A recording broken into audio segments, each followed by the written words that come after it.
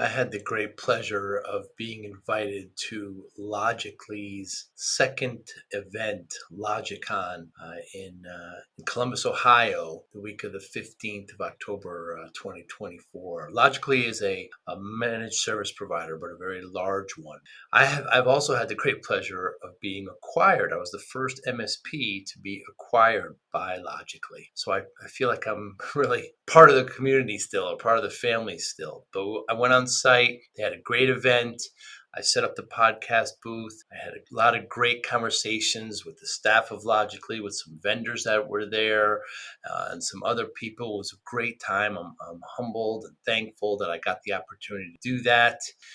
The following is one of the conversations at this great event. I want to thank Logically for letting me do this. I had a great time. Thanks for listening. Hi, I'm Joey Pinz, and here's my 45-second introduction. After starting my business in the 90s, I started developing poor habits of eating in my diet because of working way too much. Before you know it, I found myself 340 pounds. The doctor told me if I don't lose the weight, I'm not going to see my daughter graduate. Took the next 7 months, lost 130 pounds. People think there's some secret. Ask me, how'd you lose that weight? Like there's some secret. There is no secret. How'd I lose the weight? Just one word, discipline. I've had other successes in life, and I attribute them all to discipline. Now, I'm not the king of discipline, but I believe that it can help all of us. Friends, colleagues convinced me to start a podcast. The podcast mission? How do we better ourselves and society? I talk to interesting people in health, fitness, sport, wellness, business, technology, science, art, and culture. And I eventually ask them how discipline plays a role in their life. Podcast vision, growth through learning from others.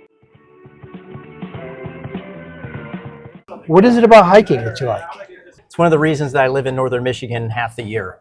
There's some great hikes that we can go on. So we have a couple of dogs, Black Lab and a Belgian Malinois.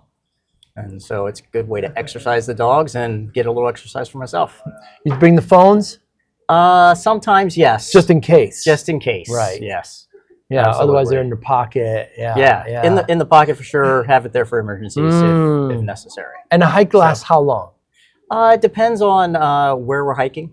So something like Empire Bluff is, probably an hour and a half. Wow. But that's, you go up the trail, and then there's some beautiful vistas. So I have a tendency to sit and enjoy a little bit along the way as well. Actually, yeah. So definitely a beautiful hike. You go up there, you take some pictures, you relax, you bring some water, you drink some water, and then you go down. Yeah. Sounds wonderful. Yeah. It's actually pretty nice. Yeah. We like to, when our nieces and nephews and family come to visit, we like to take them on a little bit of a hike so you get a feel for northern Michigan. It's a beautiful part of our country.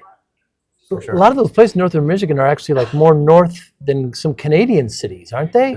They are. Yeah. People are surprised that we're in Empire. And so it's just west of Traverse City, which is the larger city that most people would know, over in Sleeping Bear Dunes. And so it's M22 is a fairly well-known drive throughout northern Michigan.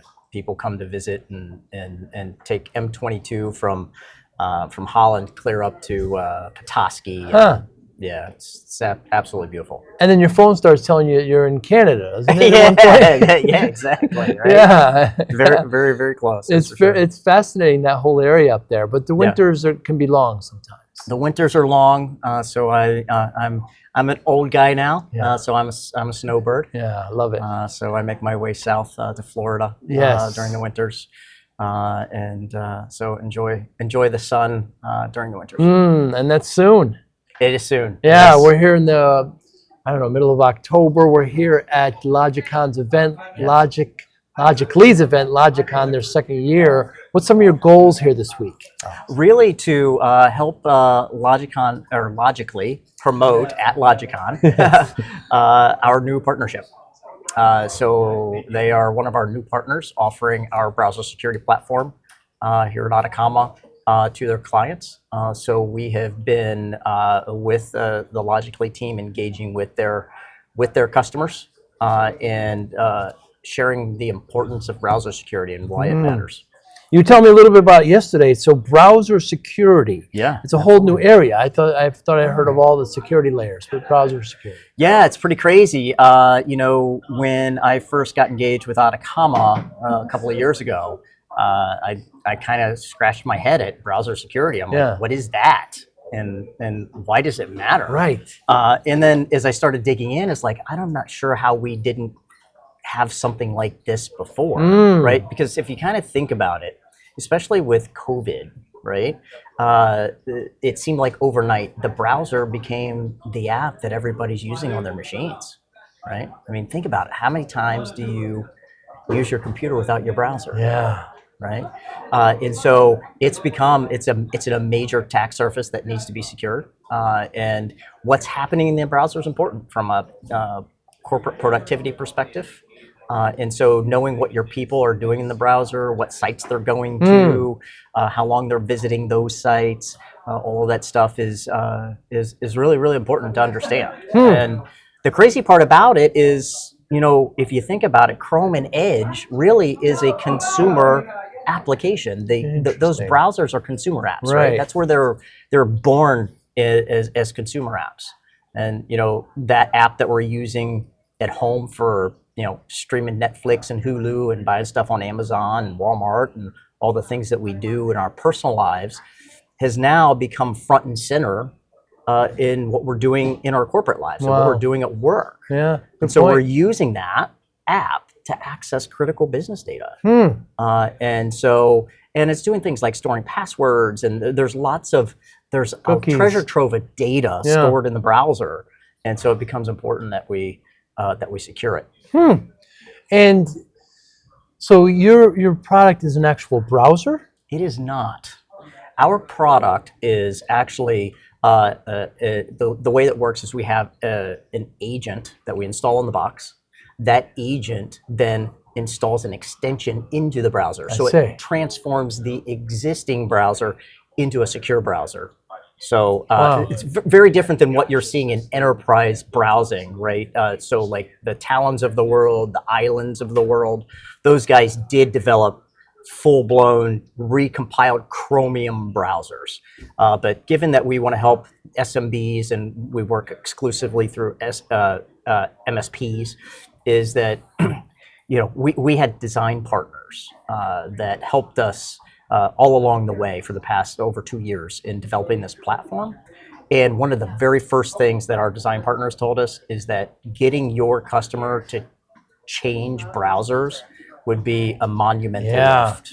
So we went the route of taking the existing browser they're using, already got their favorites in there, all that good stuff. They got it configured the way they like it. Redo that would be, So we went with the extension route. So an agent that then it's actually a service that runs on the box. I see. Can do all kinds of really cool stuff for us too. If you want to shut down certain browsers, not let somebody use something like a DuckDuckGo or a Brave or Opera, we can turn those off.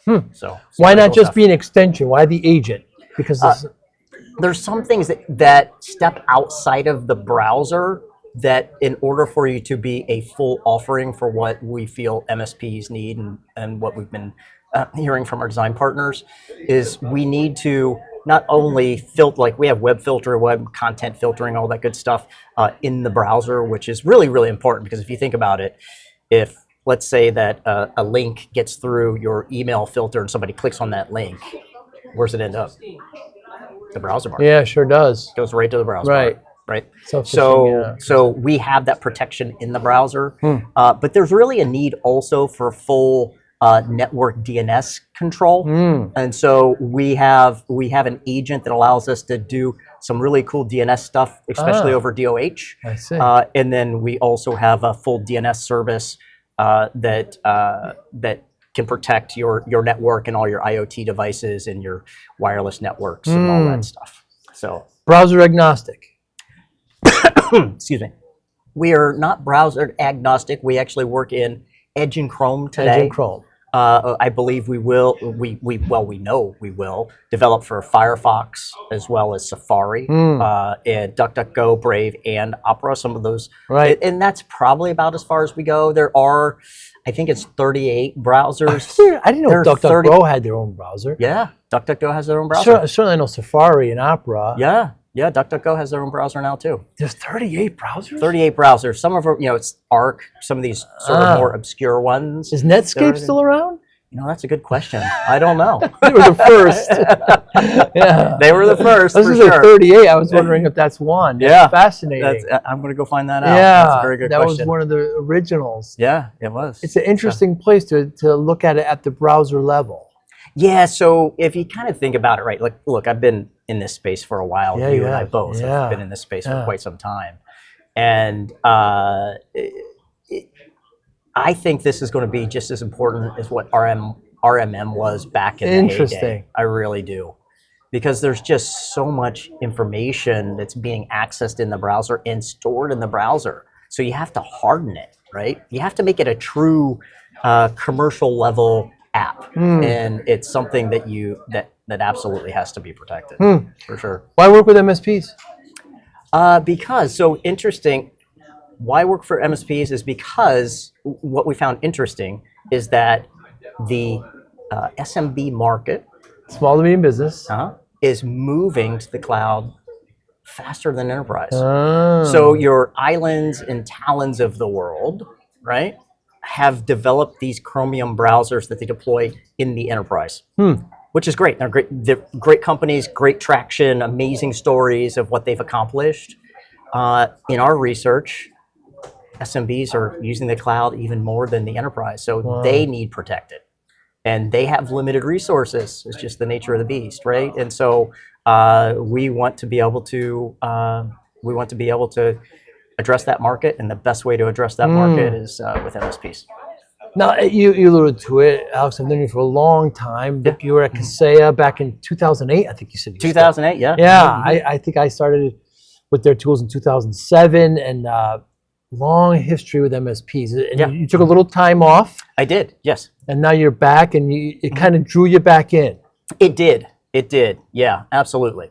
So I left Kaseya back in 2017. Had my own sort of family challenges with my father's health. Yeah. Took a couple years off. Hung up my cleats for a little bit, and I looked at the market and frankly didn't see anything that got me too excited. Right. To be honest, because I wanted to be involved with something. I'm getting to the age now where I want my life to have a purpose, and it needs to fill a purpose.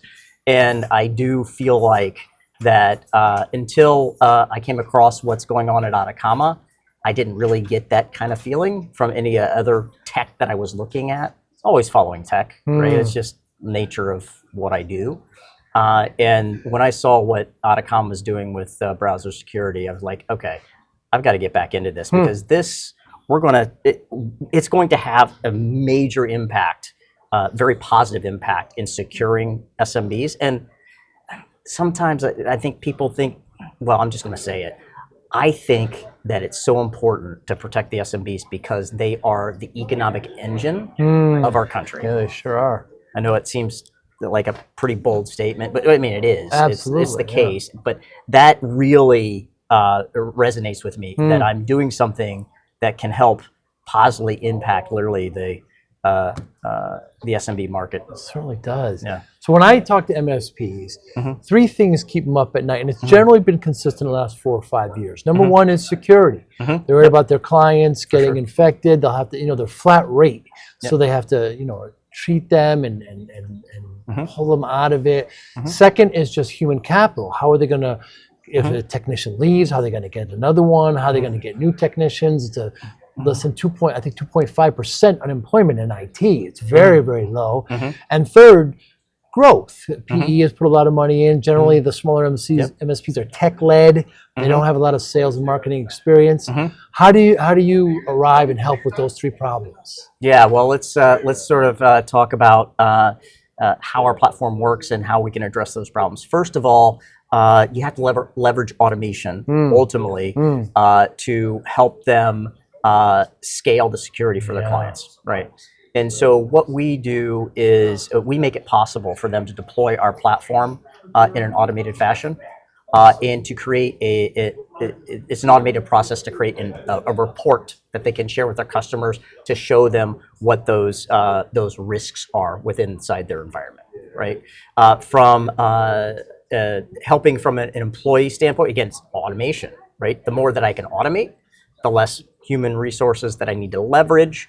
So if I can have this platform help me understand what's happening inside and the risks within the browser, point us in the right direction, integrate in with the PSA so that those tickets are going right into the PSA and into the workflows of our business, then I can be even more efficient with my human capital, right?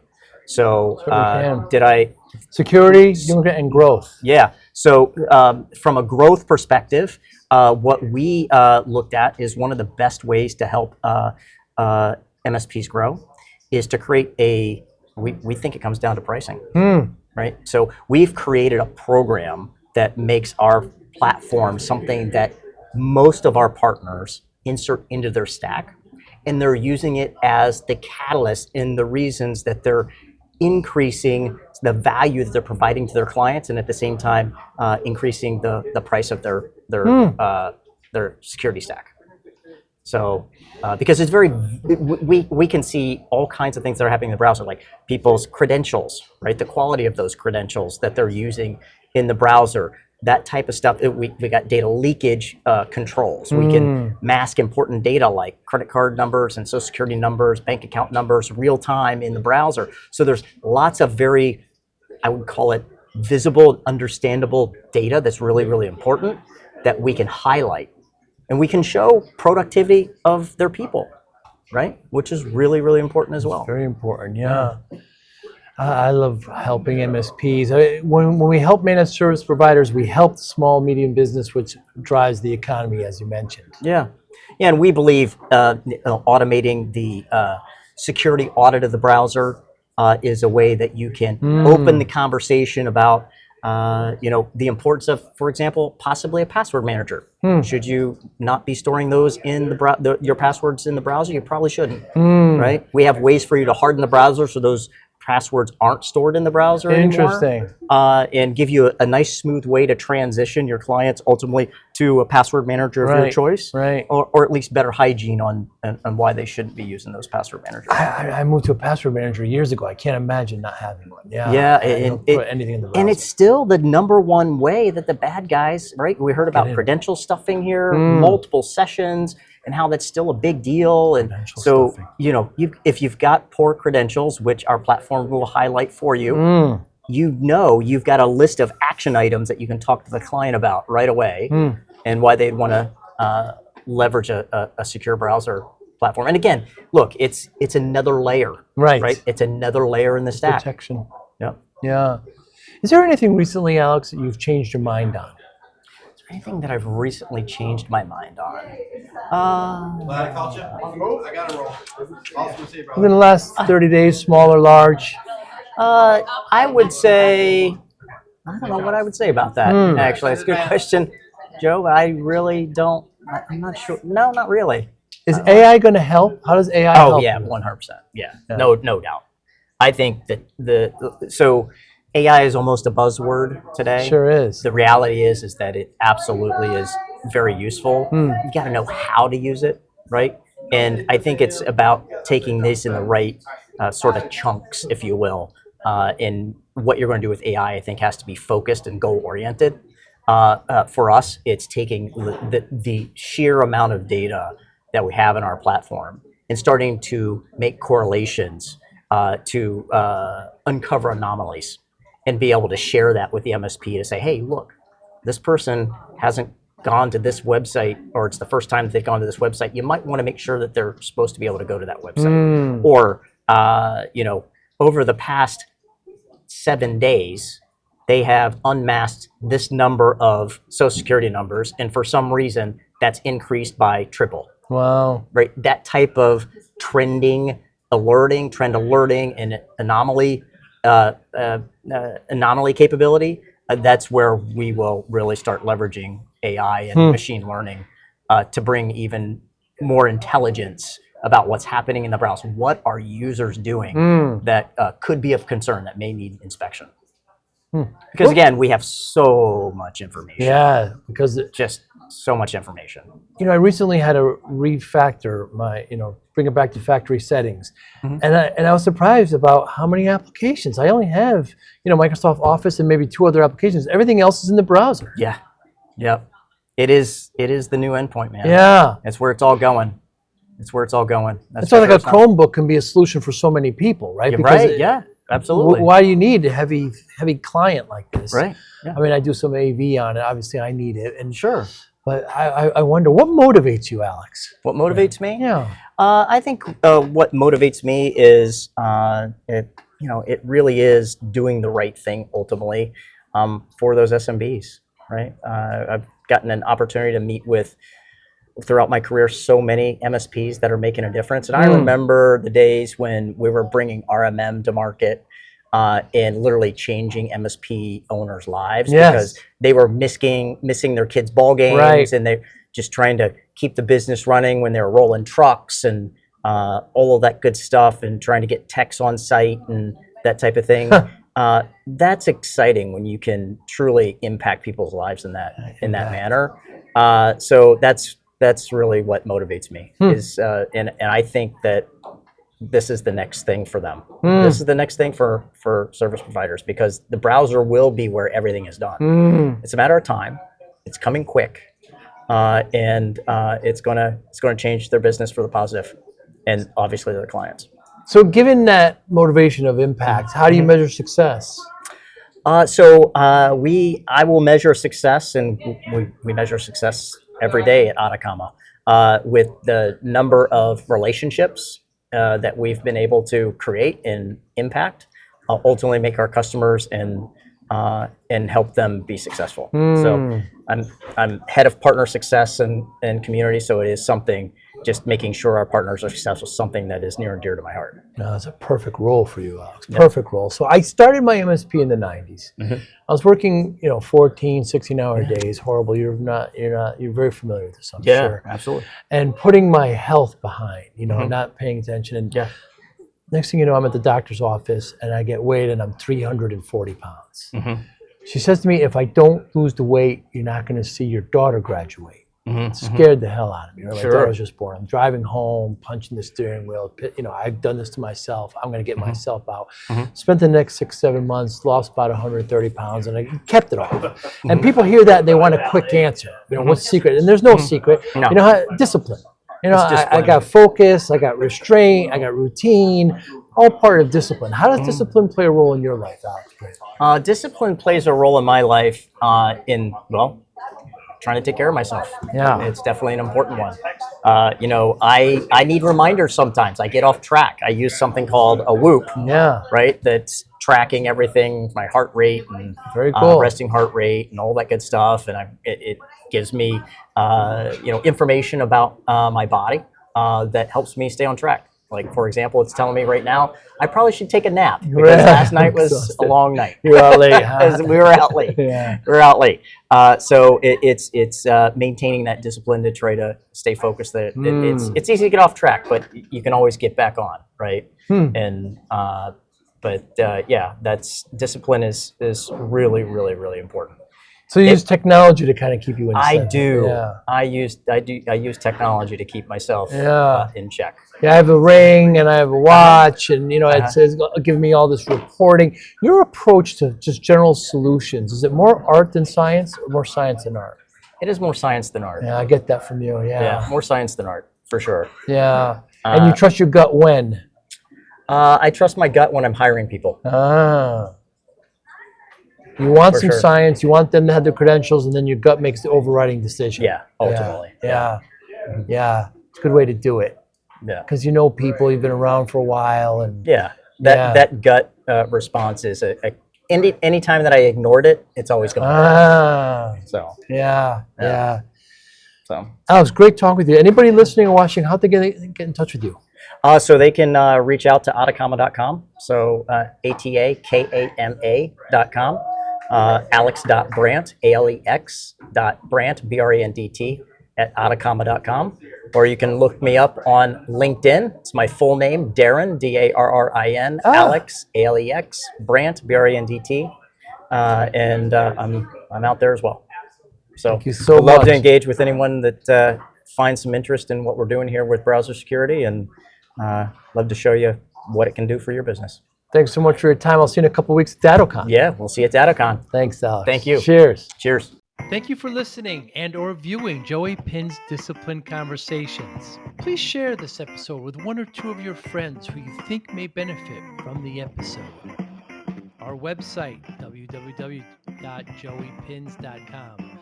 There you'll find lots of resources and you could join our mailing list. Please follow us on all our social media, Instagram, Twitter, and Facebook.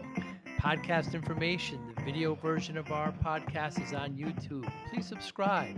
Audio is on all major podcasting platforms. Please follow them. And if you like it, please consider giving 5-star rating. Would really appreciate that. Thank you again for listening or watching Joey Pinz Discipline Conversations.